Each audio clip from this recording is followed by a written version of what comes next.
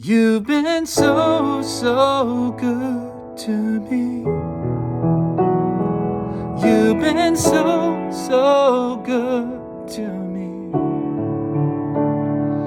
Oh, to think where I would be if not for you, if not for you.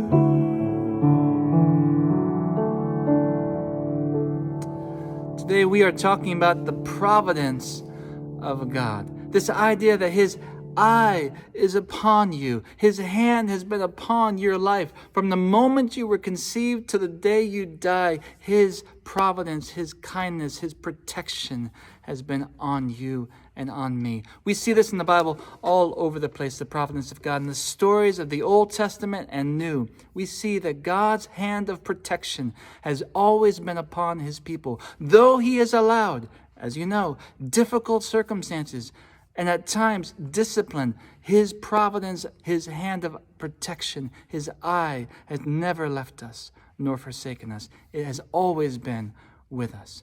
And we see that hand upon Ezra when he is going to the king and asking permission to go back and to help build the temple again. And he says over and again in the book of Ezra, because the hand of the Lord was upon me, I had favor.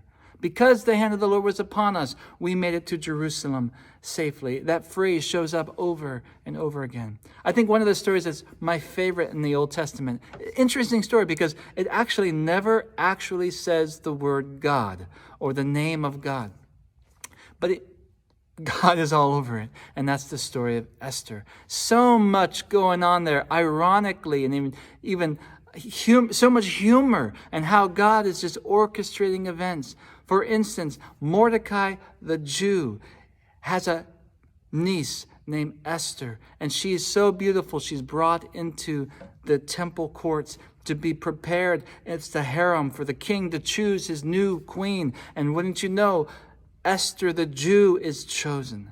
And Mordecai serves at the city gates. Providentially, at the gates, he is able to be there at just the same time when two people were plotting to kill the king. And he's able to report it to Esther, who is now the queen, who is able to report it to the king. And it's written down in the annals. Well, later on, a man named Haman is elevated in the eyes of the king, and he is one who walks around and wants everybody to bow down to him. And the one who would not is Mordecai the Jew, because he will only bow down to God and to the king. And Haman is furious at this, and he wants to kill Mordecai. And he goes home and he says to his wife, "What should we do?" And they say, "You know what? You should build gallows and kill Mordecai." And he says, "That's a fantastic idea." And so he begins to build the gallows, and he goes into the temple courts to talk to the king, to devise this whole plan against Mordecai. And wouldn't you know, on just that night, the king is sleeping, and he's having a hard time sleeping that night. So he calls in one of his servants, and they begin to read from the annals. I would imagine this is rather boring material, just things that have happened in his kingdom, with the idea that it would help him put him back to sleep.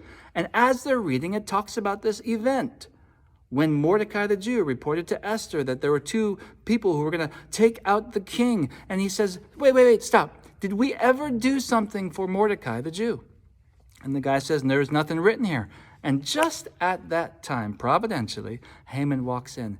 And the king says to Haman, "Haman, let me ask you a question. What should be done for a man who the king wants to honor?" And Haman thinks to himself, well, of course he's talking about me. He says, "Oh, king, you should do this." And the king says, "That's fantastic. Go and do that for Mordecai the Jew." I mean, come on, that is just funny. And then Haman has to go out, puts Mordecai the Jew on a white horse, parades him through the street, has to lead him himself and say, "This is what will be done for those who honor the king." Listen, God is in control. Even when it doesn't seem like He's in control, absolutely everything is under His control. Nothing in this world happens without His permission.